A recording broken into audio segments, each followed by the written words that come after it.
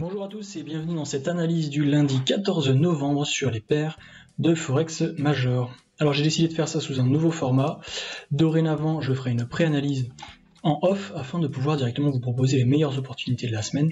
Après, à vous d'aller faire vos propres recherches et de comprendre pourquoi j'ai décidé de me focaliser seulement sur ces paires. Donc pour cette semaine, j'ai retenu tout simplement un ensemble de 7 paires dans mes souvenirs.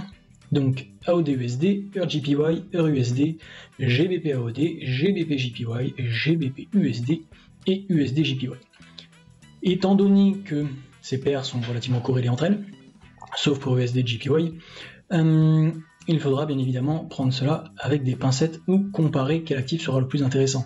Par exemple entre EUR-JPY et GBP-JPY ou bien EUR-USD, AUD-USD et GBP-USD. Pour ce qui est de GBP-AUD, vous comprendrez très vite pourquoi j'ai continué à le mettre dans ce scénario vendeur. Donc aujourd'hui il est 17h23 quand j'enregistre cette vidéo, vous allez comprendre très rapidement pourquoi j'ai attendu de faire cette vidéo à cette heure-ci.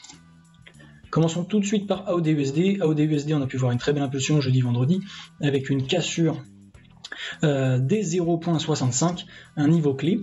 Et donc maintenant, aujourd'hui lundi, on peut observer un magnifique doji sur les 0.67. Je m'attendais un peu à ce genre de mouvement, car une si belle hausse va forcément engendrer une petite baisse. Il faudra d'abord attendre la correction pour envisager un rachat. Un rachat qui pourra très bien viser les 0.67 ou pourquoi pas les 0.68. On peut aller observer rapidement en 4 heures. En 4 heures, tout simplement, si vous débutez, je vous conseille d'aller chercher, pourquoi pas, un retracement de Fibonacci pour à peu près visualiser une zone de retombée. Moi j'aime bien combiner mes zones de supply and demand, plus un retracement de Fibonacci, plus bien évidemment une reprise de la structure haussière.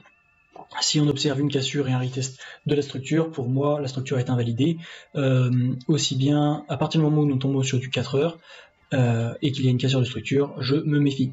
Déjà, nous pouvons voir au moment où je tourne cette vidéo, s'il n'y a pas de nouveau plus haut, on peut observer un double top. Et directement, regardez donc, une magnifique divergence.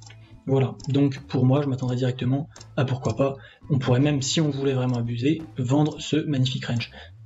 Néanmoins, cela reste potentiellement dangereux car on se rend compte que ces monnaies sont plus vouées à reprendre de la valeur que à en perdre. Si vous vouliez tenter ce genre de setup de vente, je vous conseillerais néanmoins d'y aller avec un demi-risque.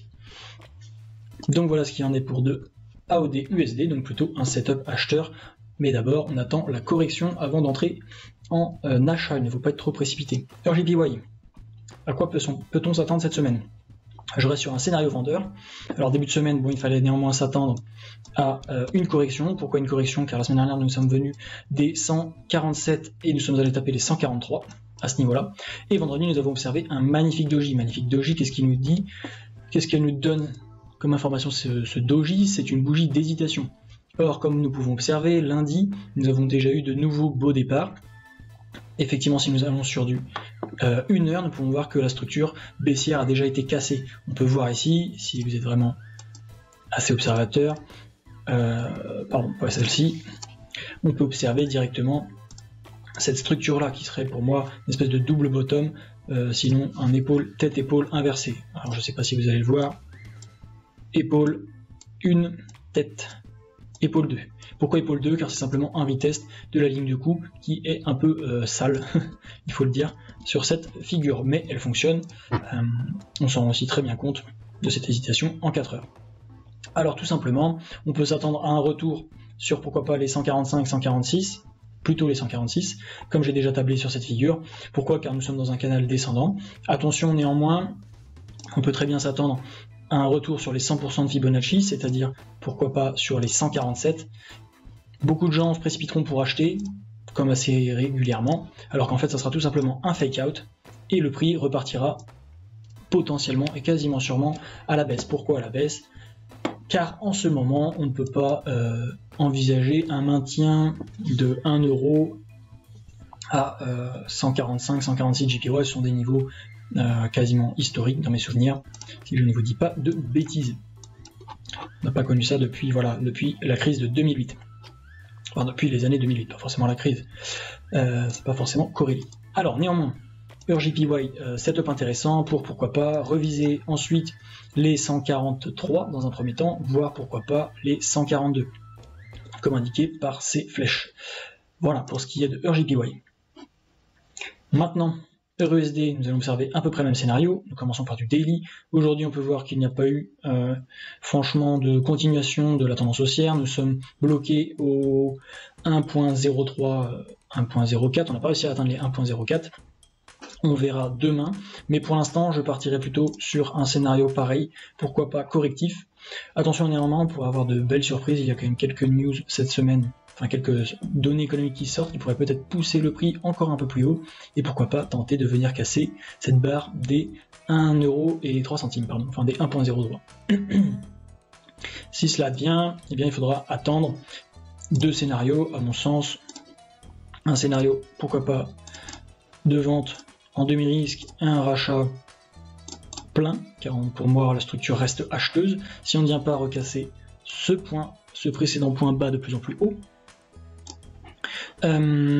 et sinon, si on observe une continuation, pour moi il faudra attendre néanmoins un retest de ce support avant d'envisager à nouveau un achat ou une plus grosse correction, tout simplement. Mais pour moi le scénario 1 tient plus que le scénario 2, mais il faut tout envisager, on ne sait pas ce que les marchés peuvent faire.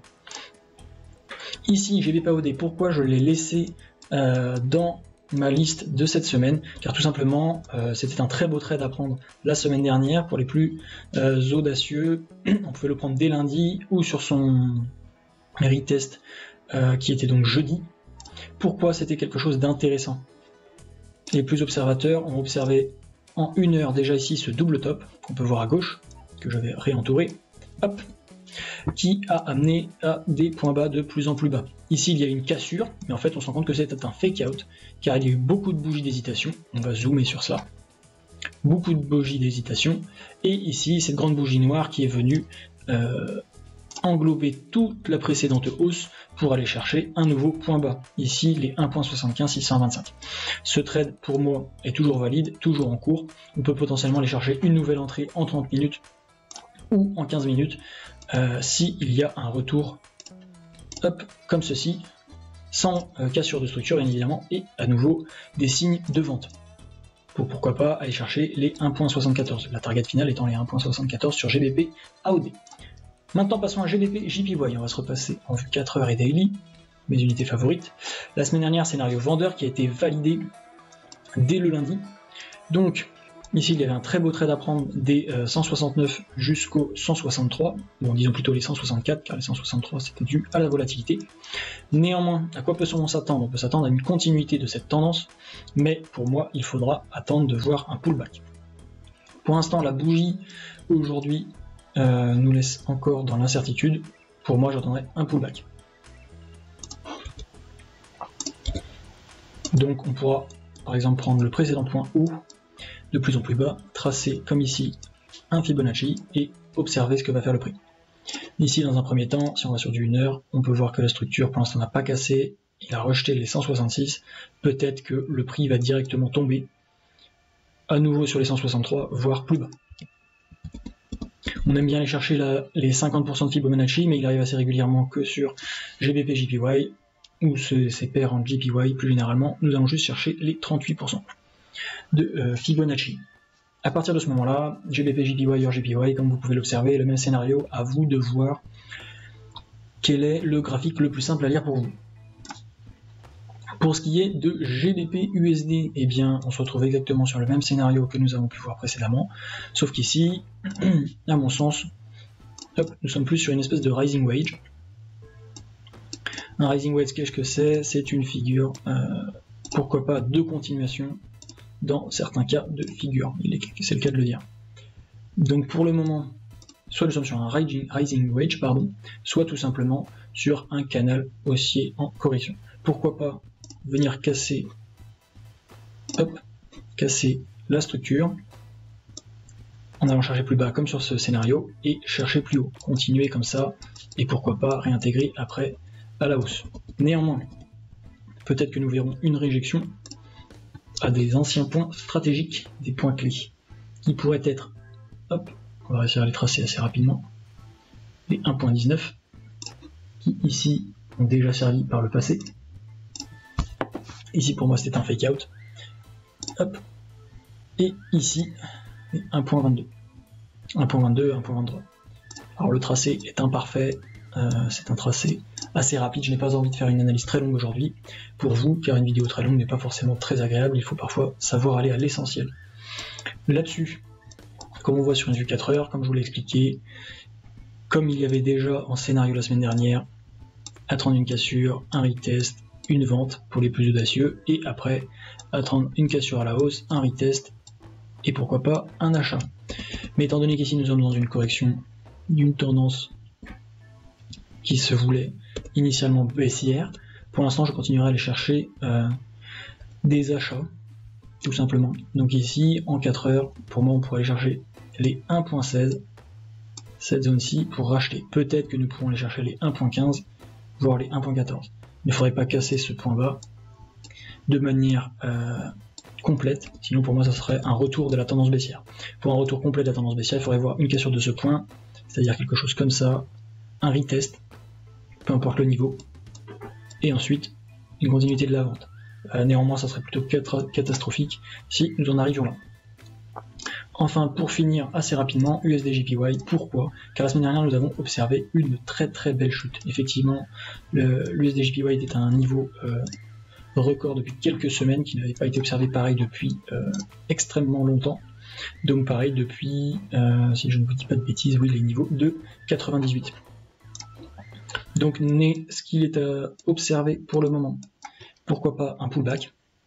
Ici, un pullback, peu importe le niveau, il y aura sûrement un peu de fioriture comme ça, et ici il faudra s'attendre à un scénario pour continuer la vente. On pourra reviser les 138, pourquoi pas les 138 tout court, pardon, ou sinon les 139. Néanmoins, le marché pourra peut-être potentiellement aller chercher plus bas. Je me méfie quand même, car en daily, cela pourrait potentiellement juste être un nouveau point de support pour pourquoi pas continuer cette hausse à plus long terme. Si vous voulez aller par là, une trendline est toujours pratique. On verrait ici 3 points de touche et un retest. Mais pour voir ceci, je m'attendrai à quelque chose comme un retest et ici un fake out et bien évidemment des rachats massifs. Nous verrons ça dans le futur. Donc voilà, c'est tout pour cette analyse du lundi 14 novembre. J'espère que vous avez bien retenu les différents setups. Je vous invite aussi à regarder la vidéo de la semaine dernière si vous voulez comprendre pourquoi nous sommes simplement dans une continuité des structures déjà engagées la semaine dernière. Donc à retenir AUD-USD, EUR-USD, GBP-USD pour de l'achat potentiellement, et à la vente nous pouvons retenir EUR-JPY, GBP-AUD, GBP-JPY et USD-JPY. Je vous souhaite une excellente semaine de trading.